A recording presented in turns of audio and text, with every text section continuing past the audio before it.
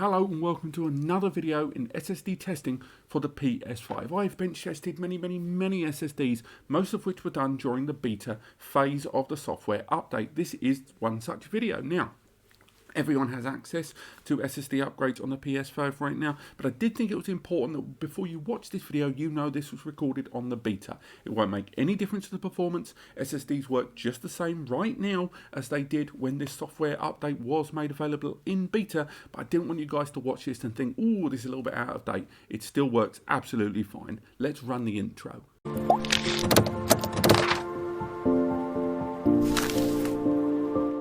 Hello and welcome back, and today we are continuing looking at the PS5 SSD upgrades, and today we are looking at once again the ADATA XPG GAMMIX or GAMMIX S70. Don't worry about that jingling in the background, it's my cat being super duper annoying. Now, in today's video, this is part 2 of our test. We've already conducted our preliminary testing where we looked at Demon's Souls, Ratchet & Clank, Resident Evil Village, Doom and GTA.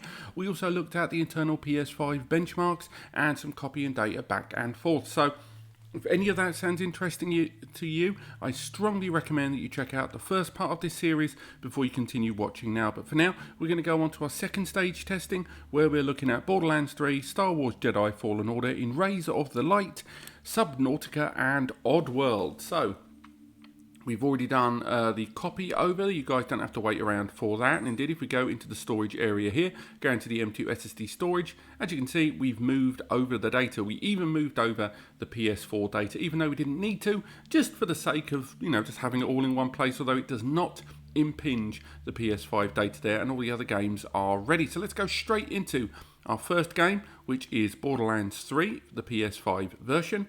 And it's worth highlighting that the first test we're going to be doing is measuring the load of this game directly from the title screen. So let's go in 3, 2, 1. I'm going to let the game load here. Anyone that's ever played the PS4 version of Borderlands 3 will know that the load time is horrendously slow. It is unbelievable how slow this game is to load, given a lot of modern generation games. It's kind of like GTA and Red Dead in that regard. But the PS5 upgrade, much faster. And if you watch my other videos, you'll know that we're looking to see how much of Claptrap do we see on the left-hand side of the screen when he flicks over to it. And that's pretty good. It's not the quickest, but it must got very close indeed there.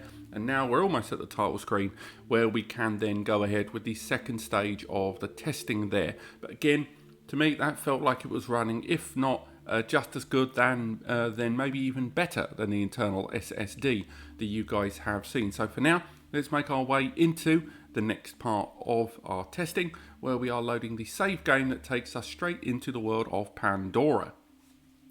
So there we are, we've got our character loaded. So let's go in on 3, 2, 1. Again, moving into Ascension Bluff, and again, we're doing this so we can assess kind of textures and draw distance, probably more textures than draw distance. First thing we're going to do is get ourselves directly into a vehicle so we can make our way through the area as quickly as possible, and force the game to have to contend with a lot of the assets being built and textures being swapped out on the fly as quickly as possible. Again, this is a nice big area of the map that we can move in between. And again, there's lots of little divergences as well as we go through it. So we can make a point of making sure that the SSD inside this PlayStation is having to pull a lot of these textures out as quickly as possible. But for now, seemingly running nice and well. I know you guys are almost certainly seeing some pixelation there.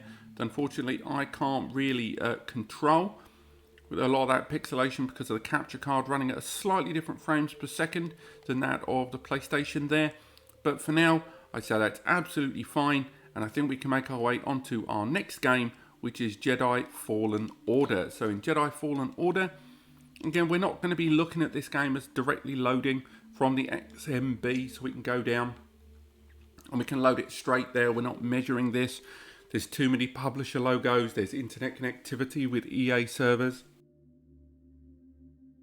And what we're looking at is loading 2 different instances from within the game. The first one is loading the main save game, taking us to an area of the game, and the second load is a kind of a combat mission where we're going to see the game load into more assets arbitrarily. So when we get onto the desktop here, we'll load that save. I know a number of you have seen these games loaded over and over again. I get that.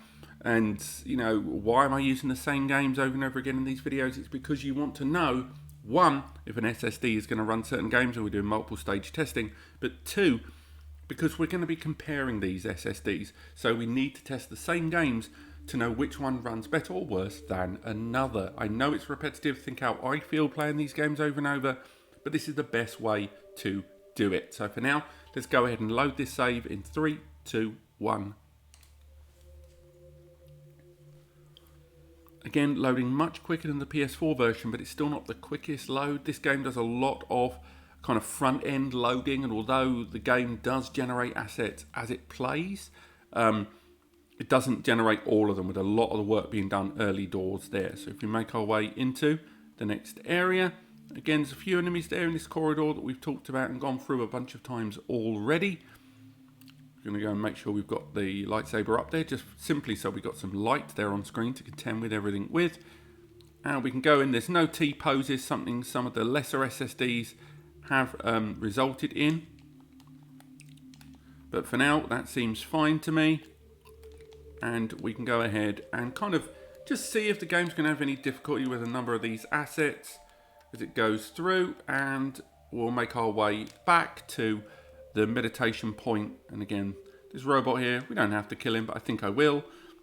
For no other reason than just to see if the game would do anything with there, but no. So let's go ahead and carry on. And from here, we're going to make our way back into the kind of meditation zone area there. And then from there, we're going to load into that battle mission where the game will load in a bunch more assets. So for now, let's meditate down on that spot. Again, this is the Kashyyyk mission. I know this isn't quite as exciting as the likes of when we were doing Ratchet and Clank and Demon's Souls and stuff, but there are still big blocky types of data here, sequential data being accessed here. So this is all still just as important, just a different kind of game loading. So here we are, let's count in on 3, 2, 1.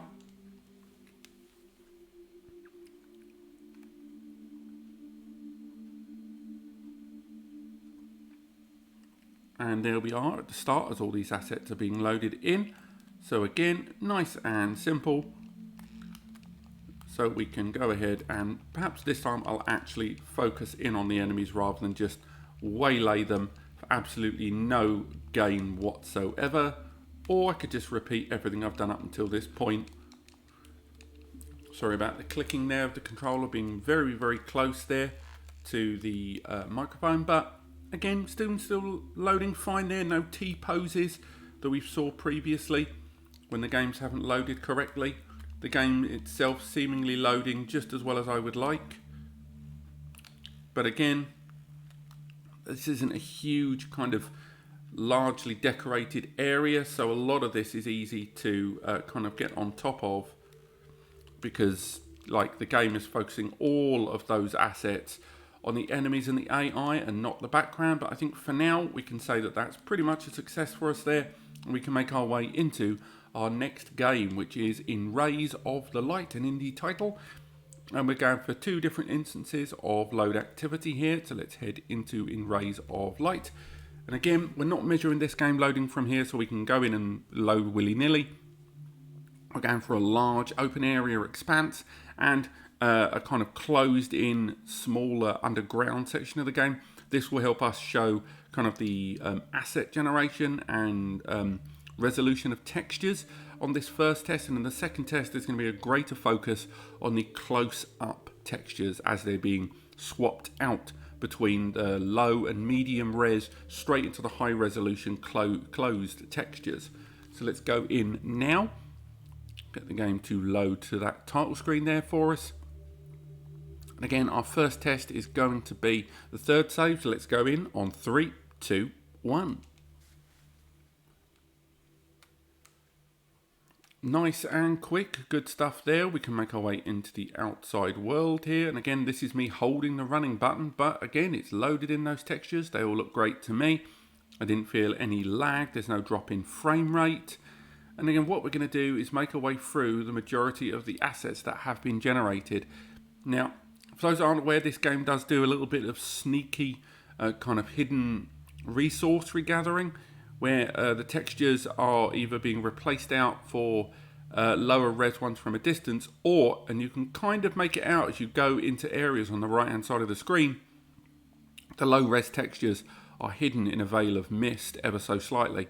So what we're trying to do is challenge this to kind of lose track of what it's doing and not being able to pull the assets quick enough. Luckily, it most certainly is doing it. Even the far off background kind of draw distance textures there, which are really kind of low density poly type stuff, they're still running pretty darn well. As we make our way through the game, the lighting effects are fine, the frame rate hasn't dropped.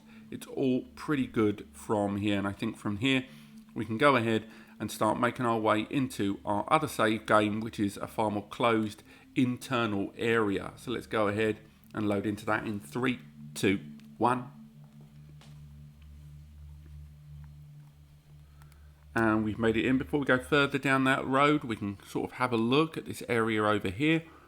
So again, this is a far more closed in area where texture kind of pop in, pop out isn't quite so easy, and mistakes are far easier to spot while we're doing it. Go there, seems fine to me. And again, we can make our way along. Slight dip in frame rate there. I know we do get that around this region. There's a lot of kind of physics effective assets around here. I know that does make things wobble a little bit, but that's largely because, you know, this is an indie game that, you know, you do get that quite a lot there, with the quality control not being able to be as extensive as a massive title doing preview programs. But for now, let's go ahead and carry on. But I'm not seeing any problems. All the textures are the right kind of density there. We're not seeing any low res stuff. We're not seeing any poor textures being popped in or popped out. It's still running absolutely fine. And the wall textures and the lighting is beautifully effective and running exactly how we would expect it. So I'm going to call that a tick for this game in terms of the textures and the loading. We can start making our way into our next game, our second to last game even, and that is Subnautica. For those that aren't aware, Subnautica is a game where it's an open world survival game. Again, we're not going to be measuring this game from here to the title screen. We're measuring a full load of the game, and we're going to be once again checking out how well the game handles the loading of assets on the fly, as this is a huge open world environment, but also the textures as we move as quickly as possible through the game. And we're using creative mode where we've got full control, so we can go for it in 3, 2, 1. Again, I bloody love this load screen. We're able to see a lot more information about the loading of the games and the different individual digital resources that are being gathered during the loading process, and get a better understanding about what things are working and what things aren't. But for now, I'd say that's running about the same speed as we've seen previously as we start making our way into the game, and there we are. So again, what we do is we make our way into the vertical of this vessel. Look around, there's absolutely nothing dotted around, to be honest. It's a completely open environment there, as you can see.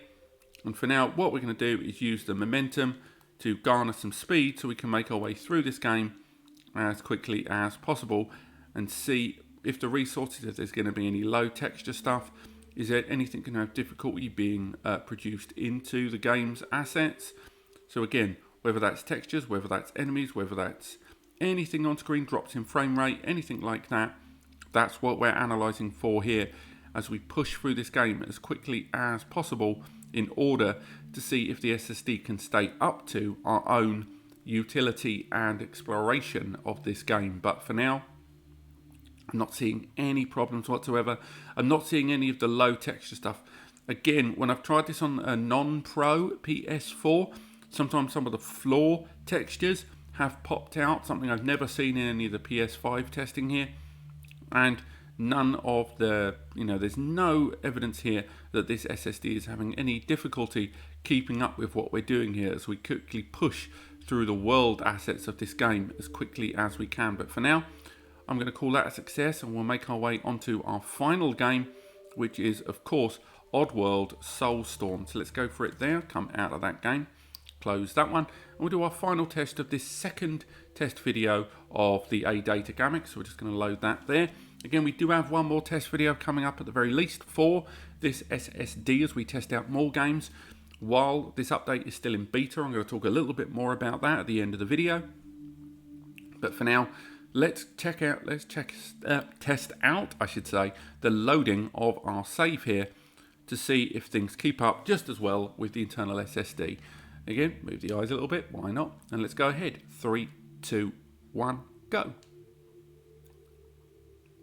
We're making our way in, having a look at how things move. Again, I am aware 2.5D games aren't the most challenging, but at the same time, this game has a lot of impressive textures that need to be dealt with, a lot of set pieces, a lot of lighting effects as well, all happening very, very quickly, and a lot of these can really affect the frame rate of a game. I don't expect the set pieces not to trigger, but I do fully anticipate an SSD that can't really stay on top of things, definitely suffering numerous difficulties staying on top of what we're seeing here on screen. We take for granted that modern games, particularly 2.5D games, we just assume they're not going to run as well, but fair play to this game. There's a lot going on, and that frame rate has not dropped a sec. So we can carry on and make our way back. Make sure none of the destruction of those assets has taken place. But moreover, just to see if the game is destroying any of those assets in the background in an effort to save resources later. But for now, I'm seeing nothing there that would make me think that whatsoever. As we slowly make our way back, we're almost back where we started. And then from there, I think I would call that a success. So let's come out of that and start moving these games back onto the internal SSD and wrap things up for our testing. So for now, let's go into the storage manager. Let's move some of these games over. So for now, the games once again, we're moving all these back onto the PlayStation SSD. Now we're done with them on the internal one there. Let's move over 250 gigabytes there. Lovely and quick. Let's move that data over. So let's summarize what we've seen. For those that followed my previous video on the GAMMIX drive from ADATA, the S70, you'll know that it already passed pretty much every single test, surpassing that of the internal SSD in a number of key areas. That said, my initial booting of the drive and getting the PS5 benchmark in the previous video did seem a little low, and I will be revisiting that soon when I'm running my thermal tests on this particular SSD with its big chunky internal heatsink. Now, the games we've looked at today, although the loading performance was less of a concern and less of a focus, most certainly we've been looking at how the game handled textures and the popping of textures throughout gameplay. All of these games were designed with that in mind for how they operate, and of course why we selected them for the test. But in our next video, we will be looking at more aggressive PS5 games that not only introduce a lot of assets as quickly as possible, but also produce a lot of random elements as well. Games like Rocket League, No Man's Sky, Spider-Man, and more. So do stay tuned for those. If you have enjoyed this video, do click like. It helps me understand what you guys like about these videos. If you want to learn more or stay abreast of not only further updates on this SSD test series for PS5 but other SSDs, click subscribe and the bell to be notified. And of course there are links in the description to every SSD and several recommended heatsinks that I have highlighted in my test as the best of the best, so do check those out. Otherwise, I will see you next time.